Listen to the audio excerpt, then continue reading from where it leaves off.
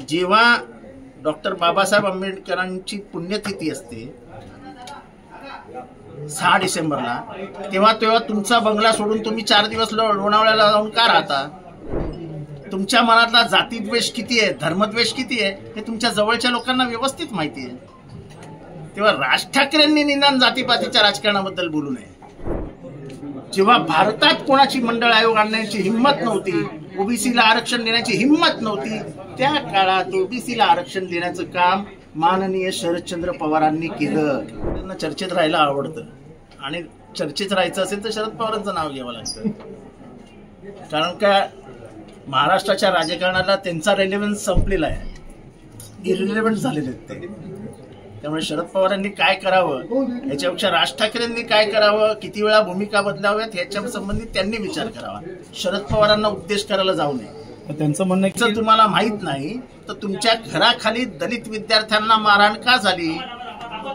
पोरीला मारलं होतं. आणि जेव्हा डॉक्टर बाबासाहेब आंबेडकरांची पुण्यतिथी असते 6 डिसेंबरला, तेव्हा तुमचा बंगला सोडून तुम्ही 4 दिवस लोणावळ्याला जाऊन का राहता? हे कोणाला माहित नाही, जगाला सांगावं लागेल. तुमच्या मनातला जातीद्वेष किती आहे, धर्मद्वेष किती आहे हे तुमच्या जवळच्या लोकांना व्यवस्थित माहिती आहे. तेव्हा राज ठाकरेंनी निदान जातीपातीच्या राजकारणाबद्दल बोलू नये. त्यांनी परप्रांतीयाची देखील भूमिका मोठी घेतली. त्यांनी परप्रांतीयांविरुद्ध भूमिका घेतली, त्यांनी मुसलमानांविरुद्ध भूमिका घेतली, त्यांनी दलितांविरुद्ध भूमिका घेतली. अशा माणसांनी जातीपातीबद्दल बोलावं आणि ते पण शरद पवारांबद्दल. हास्यास्पद आहे, पण त्यांना हास्य विनोद करण्याची सवय आहे. एकीकडे मराठा असेल, ओबीसी असेल, आरक्षणासाठी ठिय्या मांडत आहेत. त्यांचं एक स्टेटमेंट आता मला कोणी सांगितलं की महाराष्ट्राला आरक्षणाची गरज नाही. आरक्षण का, कशासाठी हे समजून घ्यावं लागतं. एसी वातावरणात, एसीच्या घरात जन्माला आलेल्यांना आरक्षणाचं महत्व काय समजणार? अशिक्षित घरी जन्माला आलेल्यांना आरक्षणाचं महत्व काय समजणार? आरक्षणाचं महत्व समजून घेण्यासाठी त्या परिस्थितीतनं जावं लागतं. त्या परिस्थितीने पूर्वज गेले आहेत याचा अनुभव असावा लागतो. ज्यांचे चारों हात घी में और सर कढाई में, त्यांना काय आरक्षण कळणार? आरक्षण करण्यासाठी महाराष्ट्राचा सामाजिक सामंजस्य समाज कसा आहे, महाराष्ट्राची सामाजिक परिस्थिती कशी आहे ही समजून घ्यावी लागते.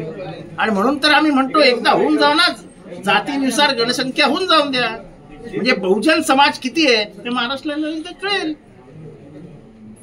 आणि बहुजनांची आजची आर्थिक परिस्थिती कशी आहे हेही कळेल. आणि म्हणून तर आम्ही म्हणतो की आर्थिक दृष्ट्या दुर्बल असलेल्या मराठ्यांना आरक्षण मिळालंच पाहिजे, ही आमची भूमिका आहे. शरद पवारांची नेहमीच कुठल्या समाजाशी समाजाबद्दल काम केलंय हे मी आता या क्षणाला सांगण्याची गरज नाही. त्या समाजाला व्यवस्थित माहिती आहे की शरद पवारांनी आपल्यासाठी काय केलंय. मग ते धनगर असो, ते आदिवासी असो, ते शेड्यूल कास्ट असो. जेव्हा भारतात कोणाची मंडळ आयोग आणण्याची हिंमत नव्हती, ओबीसीला आरक्षण देण्याची हिंमत नव्हती, त्या काळात ओबीसीला आरक्षण देण्याचं काम माननीय शरदचंद्र पवारांनी केलं. आणि आजही जेव्हा सत्ता जाईल तुमची असं सांगून सुद्धा डॉक्टर बाबासाहेब आंबेडकरांचं नाव मराठा विद्यापीठाला दिलं, महिला आरक्षण आणलं, ओबीसीचं आरक्षण आणलं. त्यांनी कृपया कोणी आम्हाला साहेब जातीपातीचं राजकारण करतात वगैरे सांगू नये. आपल्या घरातल्या गप्पा गोष्टींमध्ये कार्यकर्त्यांना खुश करण्यासाठी बोलावं.